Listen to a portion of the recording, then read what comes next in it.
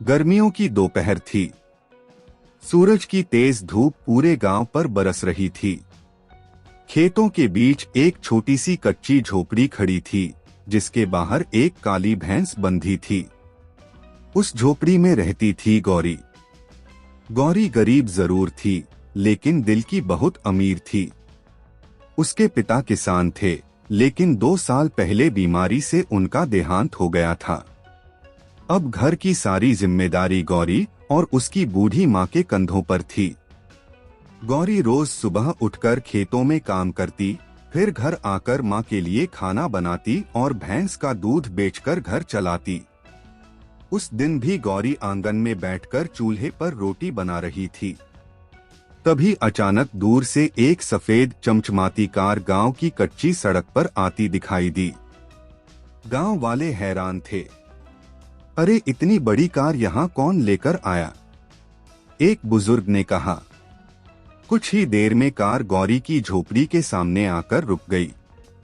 Car से एक suit boot पहना हुआ युवक उतरा। उसका नाम था आरव मेहता। आरव शहर का बहुत बड़ा बिजनेसमैन था, करोड़ों की कंपनी का मालिक। लेकिन आज वह यहाँ किसी काम से नहीं, बल्कि एक संयोग से पहुंचा था।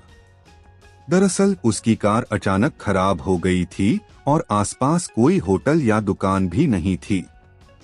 आरव थोड़ा परेशान था। तभी उसकी नजर गौरी पर पड़ी। गौरी मिट्टी के चूल्हे पर रोटी बना रही थी। उसके चेहरे पर मेहनत की चमक थी और आंखों में सादगी। आरव कुछ पल उसे देखता रह गया। गौरी ने भी उसे देखा और मुस्कुराकर बोली, साहब, आप धूप में क्यों खड़े हैं? इधर बैठ जाइए।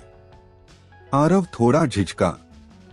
उसे पहली बार ऐसा अनुभव हो रहा था। शहर में लोग बिना मतलब किसी को बैठने तक नहीं देते थे, लेकिन यहाँ एक गरीब लड़की उसे अपने घर के आंगन में बैठने के लिए कह रही थी। आरव चटाई पर बैठ गया। गौरी ने पूछा, साहब, आप यहाँ कैसे आए? आरव ने हल्की मुस्कान के साथ कहा, मेरी कार खराब हो गई है, मैकेनिक ढूंढ रहा हूं। गौरी बोली, गांव में एक रामू काका हैं, वो ठीक कर देंगे, अभी बुला देती हूं। लेकिन उससे पहले गौरी ने चूल्हे से एक गरम रोटी उतारी। उसने प्लेट में रोटी और थोड़ा सा नमक प्याज रखा और आरव के सामने रख दिया। पहले खाना खा लीजिए साहब, धूप में आए हैं, भूख लगी होगी। आरव हैरान था। वह करोड़ों का मालिक था, 5 सितारा होटलों में खाना खाता था, लेकिन आज एक गरीब लड़की उसे अपने हिस्से की रोटी दे रही थी।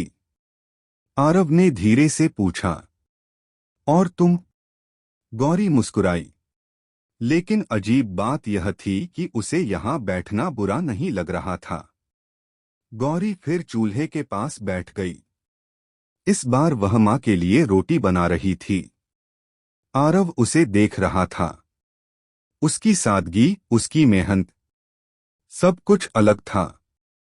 तभी अचानक एक छोटा बच्चा दौड़ता हुआ आया। दीदी, दीदी, गौरी ने पूछा। क्या हुआ मोनू? बच्चा बोला, स्कूल की फीस जमा नहीं हुई तो मास्टर जी ने मुझे कल से आने से मना कर दिया है। गौरी का चेहरा उतर गया। उसने प्यार से बच्चे के सिर पर हाथ रखा। चिंता मत कर, मैं कुछ करूंगी। आरव यह सब सुन रहा था। उसके मन में सवाल उठा, यह बच्चा कौन है? गौरी बोली, साहब, यह मेरे पड़ोस का बच्चा है। इसके माँ बाप भी बहुत गरीब हैं। मैं कभी कभी इसकी मदद कर देती हूँ। आरव हैरान था। जो लड़की खुद मुश्किल से 2 वक्त की रोटी खाती है, वह किसी और की मदद कर रही थी। आरव के दिल में अचानक सम्मान भर गया। तभी रामू काका बोले, साहब, गाड़ी ठीक हो गई। आरव खड़ा हो गया। अब उसे शहर वापस जाना था। लेकिन जाने से पहले उसने गौरी की ओर देखा। गौरी मुस्कुरा रही थी। साहब, रास्ता लंबा है, थोड़ा गुड़ और पानी साथ ले जाइए। आरव की आंखें भर आईं। उसने धीरे से पूछा, तुमने मुझे खाना क्यों खिलाया, जबकि तुम्हारे पास खुद इतना कम है?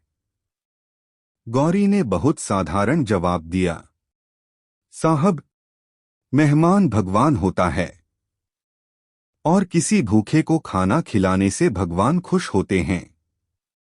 आरव कुछ पल तक चुप रहा। फिर उसने जेब से पैसे निकालकर देने चाहे, लेकिन गौरी ने तुरंत हाथ पीछे कर लिया। नहीं साहब, मेहमान से पैसे नहीं लेते। आरव हैरान रह गया। शहर में लोग पैसे के लिए रिश्ते बेच देते हैं, और यहाँ एक गरीब लड़की पैसे लेने से मना कर रही थी। आरव कार में बैठ गया, लेकिन कार आगे बढ़ने से पहले उसने पीछे मुड़कर देखा। गौरी फिर चूल्हे के पास बैठ गई थी। उसे बिल्कुल अंदाजा नहीं था कि जिस आदमी को उसने एक रोटी खिलाई थी, वह कोई आम इंसान नहीं, बल्कि शहर की सबसे बड़ी कंपनी का मालिक था। और कुछ ही दिनों में आरव एक ऐसा फैसला लेने वाला था जो गौरी की पूरी जिंदगी बदल देगा। आरव की कार धीरे धीरे गांव से बाहर निकल रही थी, लेकिन उसका मन वहीं गौरी की झोपड़ी में अटक गया था। कार की खिड़की से बाहर देखते हुए उसे बार बार वही दृश्य याद आ रहा था। मिट्टी का चूल्हा, सादा सा आंगन, और एक गरीब लड़की जो बिना किसी स्वार्थ के उसे अपने हिस्से की रोटी खिला रही थी। आरव के ड्राइवर ने पूछा, सर, सीधे शहर चलें? आरव ने धीरे से कहा, हाँ, लेकिन शायद हम जल्दी ही यहां वापस आएंगे। ड्राइवर समझ नहीं पाया, लेकिन आरव के चेहरे पर एक अलग ही संकल्प दिखाई दे रहा था। कुछ दिन बाद गांव में सुबह का समय था। गौरी रोज की तरह भैंस को चारा दे रही थी। उसकी मां झोपड़ी के बाहर बैठी थीं। तभी अचानक दूर से कई बड़ी गाड़ियां गांव की ओर आती दिखाई दीं। गांव वाले हैरान हो गए। अरे, इतने सारे गाड़ी क्यों आ रहे हैं? एक आदमी बोला। कुछ ही देर में गाड़ियां आकर गौरी की झोपड़ी के सामने रुक गईं। दरवाजा खुला और उनमें से उतरा वही आदमी, आरव। लेकिन इस बार वह अकेला नहीं था। उसके साथ कई लोग थे, इंजीनियर, कर्मचारी और कुछ अधिकारी। गौरी चौंक गई। अरे साहब, आप? आरव मुस्कुराया। हाँ गौरी, मैं वापस आ गया। गांव वाले इकट्ठा हो गए। सबको समझ नहीं आ रहा था कि आखिर इतना बड़ा आदमी इस गरीब झोपड़ी में क्यों आया है। आरव धीरे धीरे आगे बढ़ा और बोला, उस दिन तुमने मुझे एक रोटी खिलाई थी। गौरी मुस्कुराकर बोली, अरे साहब, वो तो हमारा फर्ज था। आरव की आवाज थोड़ी भावुक हो गई। लेकिन उस एक रोटी ने मुझे जिंदगी का सबसे बड़ा सबक दिया है। गांव वाले ध्यान से सुन रहे थे। आरव ने कहा, मैं शहर में करोड़ों का मालिक हूं, लेकिन उस दिन पहली बार मुझे सच्ची इंसानियत देखने को मिली। फिर उसने अपने कर्मचारियों की तरफ देखा और कहा, आज से इस गांव में बहुत कुछ बदलने वाला है। सब हैरान हो गए। आरव ने घोषणा की, यहां एक स्कूल बनेगा, एक छोटा अस्पताल बनेगा, और किसानों के लिए पानी की व्यवस्था भी होगी। गांव में खुशी की लहर दौड़ गई। लोगों की आंखों में विश्वास नहीं हो रहा था। गौरी चुप खड़ी थी। उसे समझ नहीं आ रहा था कि यह सब उसकी वजह से हो रहा है। आरव उसकी तरफ मुड़ा और बोला, और गौरी, तुम्हारे लिए भी एक फैसला है। गौरी घबरा गई। मेरे लिए? आरव मुस्कुराया। तुम बहुत मेहनती और नेक दिल हो।